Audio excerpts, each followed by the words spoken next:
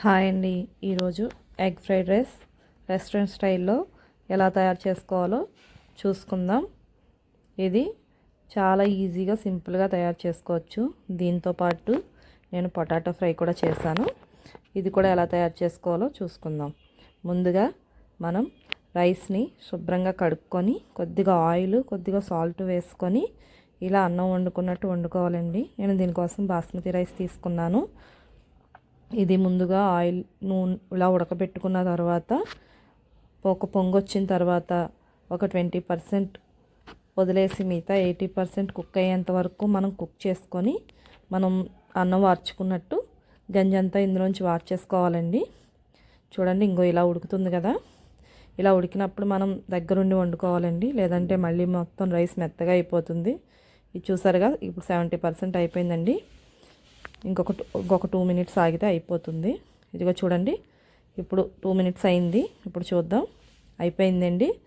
చూసారు కదా, మెత్తగా అయిపోతుంది మళ్ళీ, లేదంటే. ఇప్పుడు వార్చేసుకుందాం దీన్ని. ఇప్పుడు ముందుగా ఈలోపు బంగాళదుంప ఫ్రైకి ఎలా కావాలో తయారు చేసుకుందాం చూద్దాం.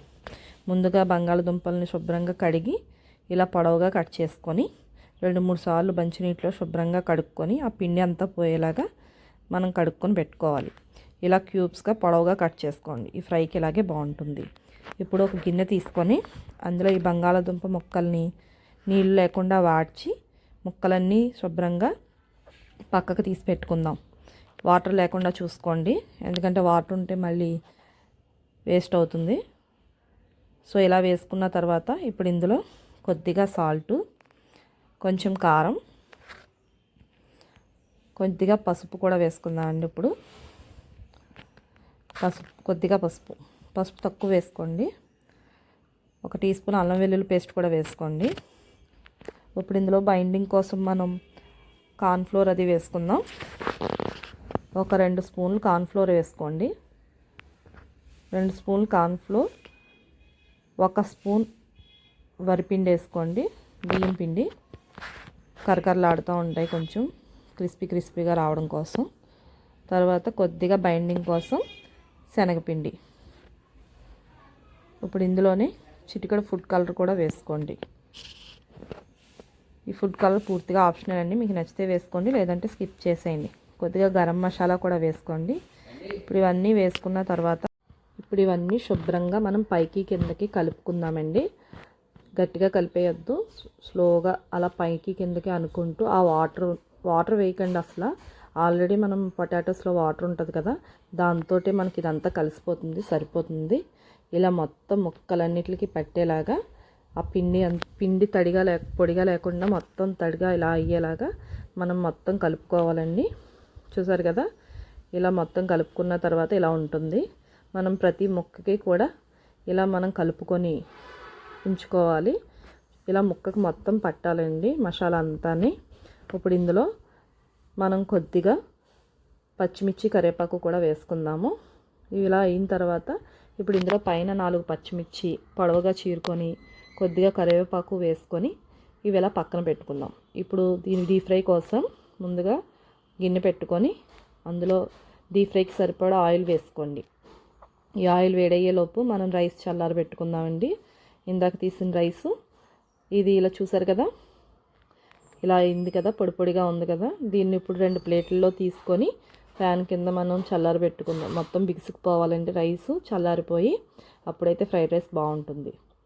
ఇదిగోండి, ఆయిల్ వేడైపోయింది. ఇప్పుడు మనం పొటాటోస్ని డీప్ ఫ్రై చేసేసుకుందాం. ఇందులో ఒక్కొక్కటిగా దూరంగా వేసుకుంటూ కొద్దిగా ఫ్రై చేసుకోండి. ఇవి ఇలాగా వేసిన వెంటనే గరిటె పెట్టకండి. ఇవి ఇలా వేసిన తర్వాత ఒక 2 మినిట్స్ అలా వదిలేయండి. 2 మినిట్స్ తర్వాత మనం కొద్దిగా బుడగలు తగ్గిన తర్వాత అప్పుడు ఇలాగా ఈ బబుల్స్ పోయిన తర్వాత గరిటతో కొంచెం అటు ఇటు అంటూ అలా కదపండి. తర్వాత బుడగలన్నీ పోయిన తర్వాత అప్పుడు మనం గరిటతో వాటిని కొంచెం పైకి కిందకి తిప్పుకుంటూ తిరగేసుకుంటూ అటు ఇటుగా మనం డీప్ ఫ్రై చేసుకోవాలి. వీటిని ఇలా డీప్ ఫ్రై చేసుకోవడం వల్ల క్రిస్పీగా వస్తాయండి. ఇలా ఆయిల్లో బాగా ఫ్రై అయిన తర్వాత మనకి ఫ్రై అయిందని ఎలా తెలుస్తుందంటే ఈ బబుల్స్ అన్నీ కూడా పోయి మనకి ఆయిల్ కొంచెం ప్లెయిన్ అవుతుంది. కలర్ కూడా చేంజ్ అవుతున్నాయి కదా, చూసారా? అది ఇప్పుడు ఇలా తిప్పుకోవాలి. ఇలా తిప్పుకున్న తర్వాత వీటిని ఒక 2 మినిట్స్ అలా వదిలేస్తే హై ఫ్లేమ్ మీద అవి బాగా క్రిస్పీగా తయారవుతాయి. ఇదిగోండి, ఆల్మోస్ట్ అయిపోయింది. ఇప్పుడు మనం వీటిని ఒక ప్లేట్లోకి తీసేసుకుందాం. చూస్తున్నారు కదా, ఇదిగోండి ఈ కలర్ రావాలి. ఇలా వచ్చిందంటే మనకు అయిపోయినట్టే. ఇప్పుడు వీటిని ఒక ప్లేట్లోకి తీసేసుకుందాం. మిగిలినవి కూడా ఇలాగే ఫ్రై చేసుకుందాం. ఇప్పుడు రైస్ కోసం ఒక కడాయి పెట్టుకుందాం. ఒక కడాయి పెట్టుకొని 3 టేబుల్ స్పూన్ ఆయిల్ వేసుకోండి. ఈ ఆయిల్ బాగా హీట్ అయిన తర్వాత కొద్దిగా నెయ్యి కూడా వేసుకోండి. పిల్లల కోసం కదా, టేస్ట్ చాలా బాగుంటుంది. ఇప్పుడు ఇందులో 3 ఎగ్స్ కొద్దిగా సాల్ట్ వేసుకొని బాగా బీట్ చేసుకొని మనం ఆమ్లెట్లో వేసుకోవాలి. బాగా హై ఫ్లేమ్ మీద పెట్టి వేసుకోండి. ఆమ్లెట్ వేసుకున్న తర్వాత ఇలాగా వెంటనే కదపకండి.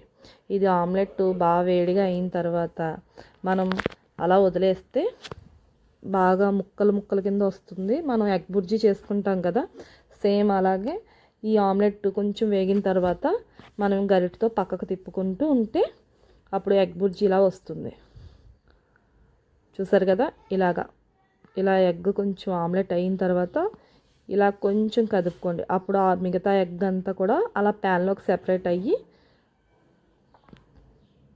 అది కూడా ఆమ్లెట్ లాగా అవుతుంది.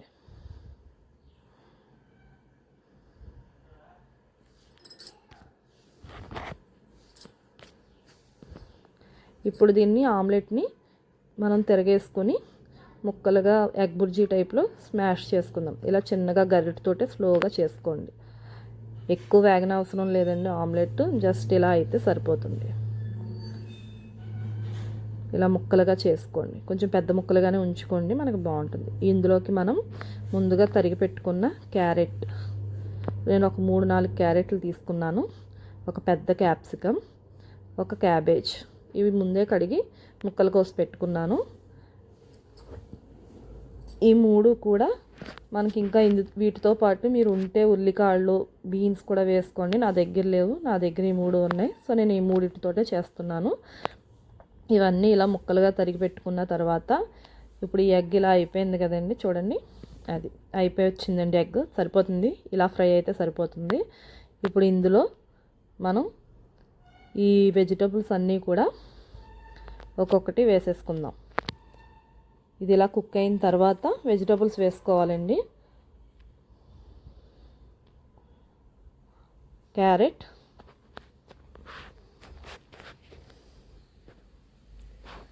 క్యాబేజ్ కొంచెం ఎక్కువ వేసుకోండి. క్యాబేజ్ కొంచెం ఎక్కువ వేసుకుంటే బాగుంటుంది. క్యాప్సికమ్ కూడా వేసేసుకుందాం వెంటనే. ఈ 3 వెంటనే వేసుకొని ఇవి బాగా హై ఫ్లేమ్ మీదే ఒక 80% అయ్యేంత వరకు మనం కుక్ చేసుకుందాం. ఇలా తిప్పుకుంటూ ఉండండి, లేదంటే మళ్ళీ అడుగు పెడుతూ ఉంటే టేస్ట్ మారిపోతుంది. ఇలాగే ఉండాలి. జస్ట్ ఇది ఇలా అయిన తర్వాత కొద్దిగా మిరియాల పొడి,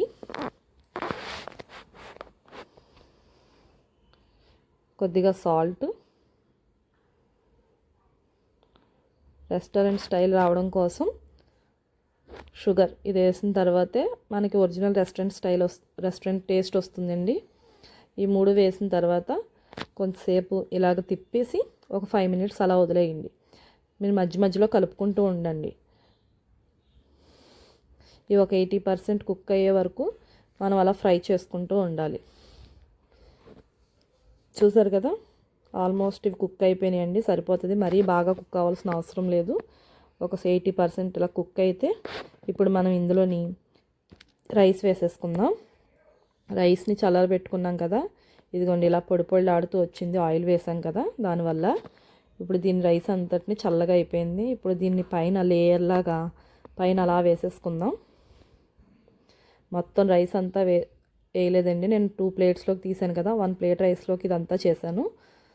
చూడండి ఇలా పైన మొత్తం రైస్ అంతా వేసేసిన తర్వాత ఇప్పుడు రైస్లో పైనుంచి కొద్దిగా సాల్ట్,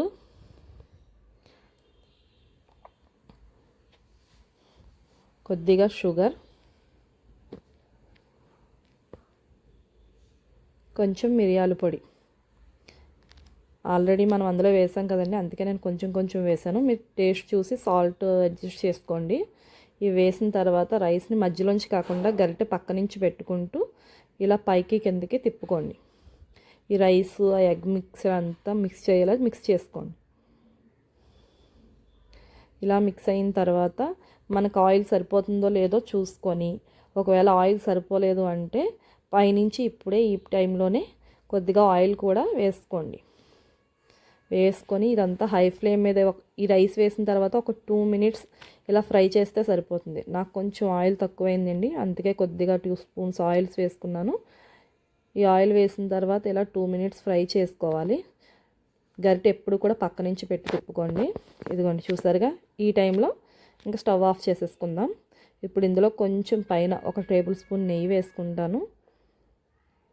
నెయ్యి వేస్తే టేస్ట్ చాలా బాగుంటుందండి. సో పైనుంచి ఒక్క స్పూన్ అలా నెయ్యి వేసుకొని ఒక్కసారి కలిపేసి స్టవ్ ఆఫ్ చేసేసి ప్లేట్లోకి సర్వ్ చేసేసుకునేవి. అంతేనండి ఫ్రైడ్ రైస్. ఇదిగోండి మిగతావి కూడా ఫ్రై చేసేసాను, అయిపోయినాయి.